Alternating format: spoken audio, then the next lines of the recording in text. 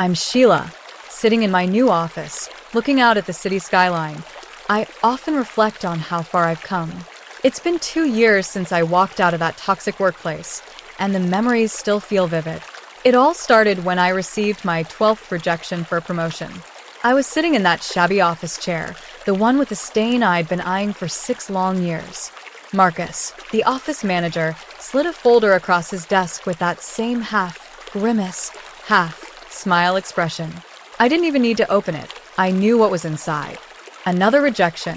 12 times I'd been passed over for the senior consultant position, and each time, it felt like a punch in the gut. I already knew who got the promotion this time, Lily. She'd only been at the company, Crest Consulting, for 9 months. Marcus leaned forward, like we were in cahoots, and said, "Sheila, Q4 isn't the best time for leadership changes, but I've put your name at the top for spring promotions." I nodded, as if I believed him, even though I'd heard those words almost exactly 11 times before. I'd trained every single person who'd been promoted above me since I joined Crest in 2019. Then something snapped. I started laughing, not those cute little giggles, but the kind that makes people uncomfortable, the kind that screams, "I've had enough." Marcus's customer service smile faltered. "Something funny?" he asked. "Yeah," I said, still laughing. Me. "I'm the fool for believing you 12 times." That was the moment I decided to take control of my destiny. Let me tell you a bit about myself. I come from a middle-class family. My parents were hard, working people. My father was a mechanic, a man of few words, but with a heart of gold. He taught me the value of hard work and integrity. My mother was a schoolteacher, always encouraging me to pursue my dreams. They instilled in me a strong work ethic and a sense of self-worth. I was 34 when all this happened. Crest Consulting was a boutique firm that specialized in business transformation consulting for tech startups. It sounded exciting at first, but over the 6 years I was there, it turned into a nightmare. I was the one they called at midnight when projects were falling apart. I was told I was indispensable, yet somehow, I wasn't good enough for a promotion. Crest was founded by 3 guys who came from big, name consulting firms. They had this were a family shtick, but it was all a farce. Marcus was employee number 5, and I was employee 25, hired when they were still trying to make a name for themselves. I automated a significant portion of their reporting systems and saved their biggest account, TechWave, when the project manager bailed mid-implementation. I worked 60-hour weeks, always delivering on time. But it wasn't just that they didn't promote me. They'd give me all these excuses. You need more client-facing experience, so I got it. You need to show more leadership, so I led a team. You need more technical expertise, so I got certified in every new system they implemented. And every time I met their criteria, they'd move the goalposts. Meanwhile, they promoted people around me. Jake, who was always late on deadlines but played golf with Marcus.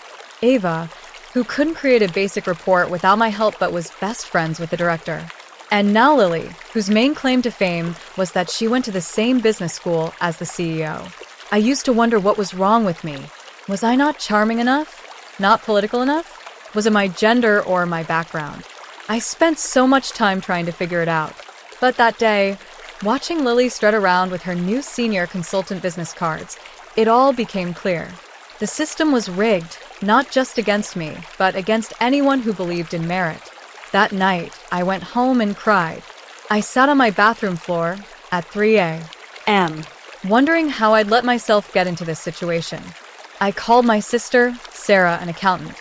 She listened to me rant for an hour, and then she said something that changed everything. Quit. I can't just quit. I've invested 6 years, I said. That's just the sunk cost fallacy talking, she replied. It's not that simple.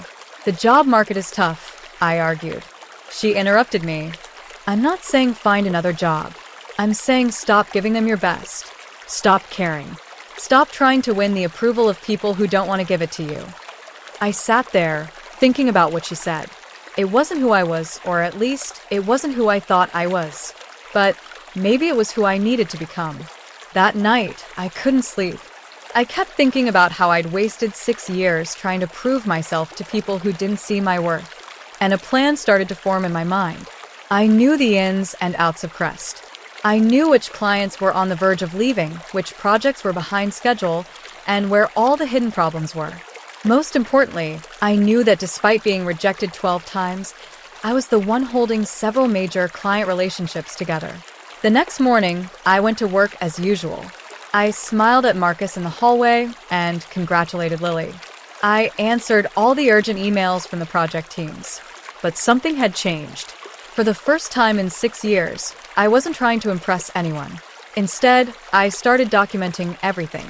Every process I'd created, every workaround I'd come up with, every client relationship I'd saved. I organized it all in a private digital notebook, my property, not the company's. Then, I created what I called my indispensability map. It was a detailed analysis of how much the company relied on me, where the critical dependencies were, and which clients had a personal relationship with me rather than just with Crest. I gave myself 6 months to execute what I started calling my quiet exit. It wasn't about doing the bare minimum. I still worked hard, but my goal had changed. I was working for myself, not for a promotion. The first phase was to make myself even more indispensable. It seemed counterintuitive, but it was necessary.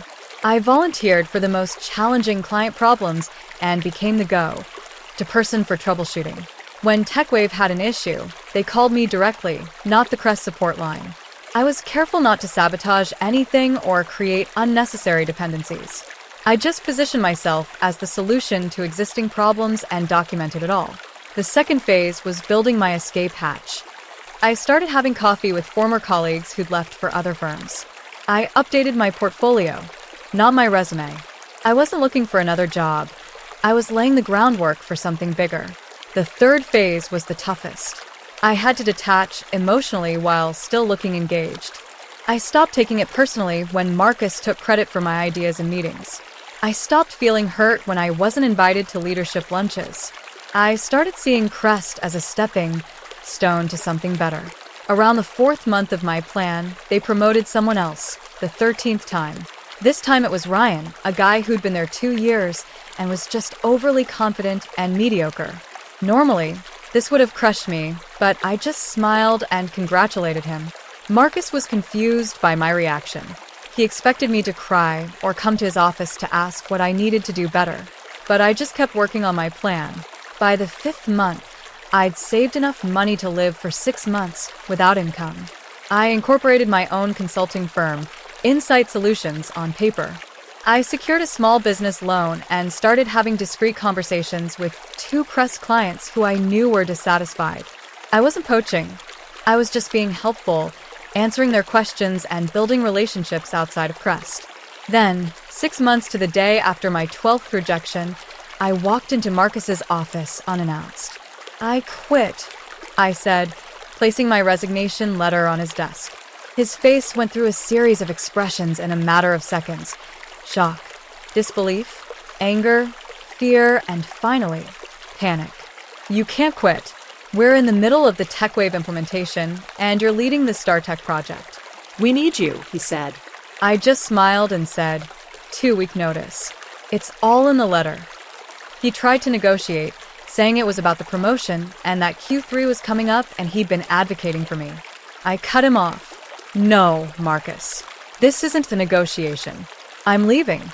The 2 weeks after I quit were pure chaos. Marcus tried to convince the partners that they could easily replace me.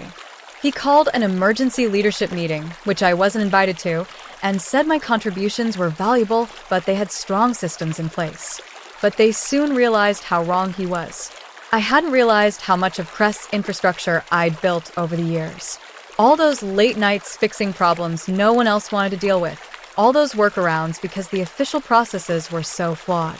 It was like I'd been holding the company together with willpower for 6 years. By the 3rd day of my notice period, panic set in. Marcus wanted me to document everything I did. He scheduled daily knowledge, transfer meetings, and asked if I could create training materials for my replacement, who didn't even exist yet. "Sure," I said, smiling sweetly. "My hourly consultation rate is $275. His face was priceless, like I'd asked for his first born child.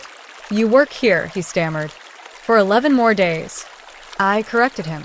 He complained to the partners, but they were already in a panic because TechWave had heard I was leaving. Their CTO, Laura, called the CEO, Victor, directly. I found out from Victor's assistant, Mia, who told me over lunch. If Sheila's not on our account, we need to revisit our contract, Laura had said. Mia whispered, I've never seen Victor so stressed. By the end of the first week, they made their first offer. Marcus called me into his office, where Victor was sitting. We've been discussing your value to the company, Victor said, as if it was a new discovery. We'd like to offer you the senior consultant position immediately with a 15% raise. I almost laughed. The promotion I'd been begging for was suddenly available now that I was leaving. I appreciate the offer, I said, but I've already made other arrangements. They looked shocked, like they'd never considered I might have options outside of Crest. What would it take? Victor asked. We can go to 20% on the raise. It's not about the money, I said, which was partly true. I'd been underpaid for years, but it was more about respect and recognition. By the beginning of the second week, things got desperate. Systems were breaking that only I knew how to fix. Clients were calling, asking for me specifically. The StarTech project was behind schedule, and no one could figure out the custom reporting dashboard I'd built. That's when they made their second offer. Senior manager, skipping a level, with a 30% raise and a seat on the leadership team. I declined again. You're being unreasonable, Marcus said, his fake smile gone. We're trying to make this right. 6 years, Marcus, I replied. You had 6 years to make it right. By the 10th day, Victor came to my desk. He looked like he hadn't slept in days. Name your price, he said quietly. Whatever you want. Director level. Choose your projects. Work from home. Just stay. For a split second, I wavered. Director level would have been a dream come true at Crest. The money would have been life-changing, and the power to choose my own projects was tempting. But then I remembered the 12 rejections, the 12 times I'd been told I wasn't good enough, and the 12 times I'd watched less qualified people get promoted. I'm sorry, I said. My mind is made up. On my last day, I was professional. I handed over all the documentation, contact information, and project status updates. I didn't burn any bridges, I just left. As I was walking out with my box of plants and mugs, Marcus stopped me in the lobby. You're making a mistake. You won't last 6 months on your own, he said. I just smiled and said, watch me. My revenge wasn't just about quitting and making them panic. It was what came next. The day after I left Crest, I had official meetings with those 2 dissatisfied clients, not as a Crest employee, but as the founder and CEO of Insight Solutions. 1 week later, TechWave canceled their contract with Crest and signed with me, not just for the implementation I'd been working on, but for their entire portfolio of projects. When Victor found out, he called me furious. This is a breach of your non-compete, he shouted. Actually, it's not, I said calmly. I never signed a non-compete. Check your records. He went silent because he knew I was right. That oversight was now costing them millions. 3 weeks later, StarTech followed suit. Their COO told me later that when they called Crest to cancel, Victor offered to slash their rates by 40%. They declined. By the 3rd month, I had 5 clients, 3 from Crest and 2 new ones through referrals. I was making 3 times what I'd made at Crest. I hired my first employee, Zoe, a brilliant analyst who'd been overlooked at her previous firm. The best part was that I didn't have to work 60-hour weeks anymore. I set boundaries, charged what I was worth, and built systems that worked from the start. At the 5th month, Lily reached out to me on LinkedIn. She wanted to meet for coffee. I'm miserable, she confessed, stirring her latte nervously. Everything's falling apart there. Nobody knows what they're doing. The TechWave account is a disaster. Marcus blames everyone but himself. I nodded sympathetically. It didn't surprise me. They talk about you like you're the bogeyman, she continued. Victor actually banned anyone from saying your name in meetings, but they can't stop talking about how things worked when you were there. I felt a bit smug, but also sad. Sad for the people still stuck at Crest, and sad for the 6 years I'd wasted. Why are you telling me this? I asked. She took a deep breath. I want to work for you. I nearly choked on my coffee. Excuse me? I know it's weird, she said. And I understand if you say no, but you've built something amazing in just a few months. You're doing the work you want with clients who respect you. That's what I want. I studied her face, looking for signs of deception. But all I saw was exhaustion and a desperate need to be valued. Send me your resume, I said, and we'll talk. 6 months after I left Crest, I got a call from a number I didn't recognize. When I answered, Victor's voice came through. Sheila, it's Victor. My heart skipped a beat. Hello, Victor. What can I do for you? We need to talk, he said, his voice strained. Things here are. We're struggling. The quarterly numbers are the worst they've been in 5 years. We've lost 7 more clients since you left. I waited, saying nothing. We want you back, he finally said. We'll match whatever you're making now. Double it even. Director-level equity stake, whatever you want. I closed my eyes, taking in the moment. This was what I'd wanted to hear for so long, validation and recognition. But it came too late. I appreciate the offer, I said, echoing my previous rejections. But I'm not interested. We're desperate, he admitted, his voice cracking. Please, just come in for a meeting. Name your terms. That's when I realized that my revenge fantasy of them begging me to come back and me triumphantly accepting was no longer what I wanted. I'd built something better, something that was mine. I'm sorry, Victor, I said, and I meant it. I've moved on, and you should, too. After I hung up, I sat at my desk in my real office, with the name of my company on the door, and I cried. Not sad or angry tears, but tears of relief. The final release of 6 years of feeling undervalued. Today, Insight Solutions has 17 employees. We've doubled our revenue each year for the past 2 years. We're selective about our clients, our projects, and how we treat our people. Lily is now my Director of Client Services, and she's truly brilliant when not in a toxic environment. Zoe runs our analytics division, and we even hired Mia as our operations manager. Crest is still in business, but they've downsized significantly. Marcus was let go last year. Victor reached out 6 months ago, proposing a merger. I declined politely. The real revenge wasn't watching them struggle or building my own successful business. It was realizing that I never needed their validation. I could value myself even when they didn't. The 12 rejections were actually 12 redirections leading me to where I was meant to be. So, if you're feeling overlooked or undervalued, remember, you don't have to sacrifice yourself for others. Sometimes, the best revenge is getting free.